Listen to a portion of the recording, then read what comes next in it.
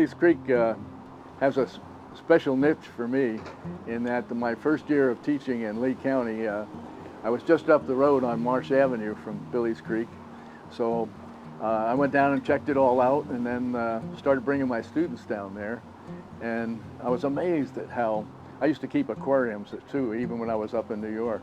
And I was amazed at how lush the thalassia beds were in there, the tape grasses. And so got the students nets, we were dip netting and catching everything from blue crabs and snook.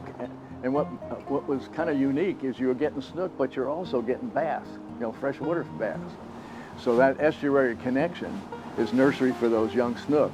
And the kids all kept aquaria then. I started marine biology at that school, which led to marine biology in all the Lee County schools.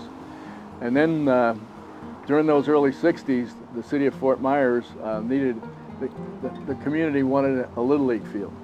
So right on the edge of Marsh Avenue, right in this big, beautiful cabbage palm hammock, they got most of the hammock down and built a Little League field. And one of my observations was there were some springs in that marsh hammock, and that was feeding fresh, clear water into the creek. And I suspect upstream, all the way to the headwaters, that was pretty much the case. It wasn't just seepage water or just runoff water. It had spring-fed bottom. Just as the Calusa used to cause water to come under the cap rock, underneath the Calusa and then pop up anywhere there was a crack in the rocks on the south side. I think that hydrology was somewhat similar on a small scale to Billy's Creek. Is why the water was crystal clear. You could see your feet and everything on the bottom. Most of the bottom was sandy. There were pockets of silt, but not much. And it transitioned down to the mangrove zone. As you get down to where Wink TV is nowadays, that area was a mangrove succession area. So what's so disheartening is to see what's happened to that, in this last 50, almost 60 years. That was a neighborhood that wasn't affluent. Financially, those people were all hardworking people, and all the kids I had almost all had to work. And they were not a favorite area of the city. And housing kept creeping in on the floodplain of the creek.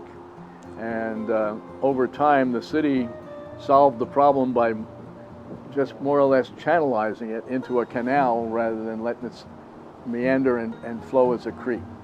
And that eased flood control, but it also let all of the road pollutants, as well as all those yard fertilizers, although that neighborhood didn't do much fertilizing, get into the creek and start to eutrophy it. And then they had a sewer plant on the creek too, and it's got a history of being cited for releasing raw sewage into the creek.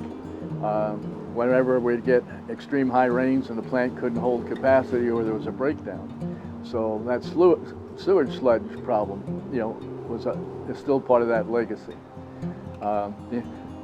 So I kind of have drifted away from Billy's Creek over the years until I served 2 terms on the South Florida Water Management District, and Mary Rawl came up with a plan, one of our local environmentalists, and worked with a variety of agencies and was able to do that Billy's Creek demonstration project, where we were able to re-engineer it, create a serpentine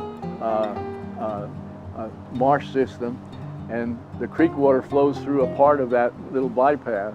It gets purified and clean, and there's a nice bike path and trail around it, so it's a recreational amenity for the people in that area.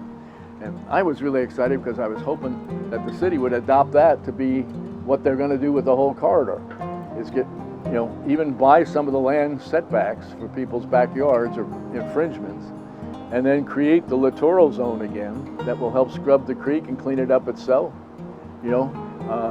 and at least see a major restoration of that project. We call that resilience ecology today, taking an impacted system and using the principles of nature to restore as much of those natural functions as we can.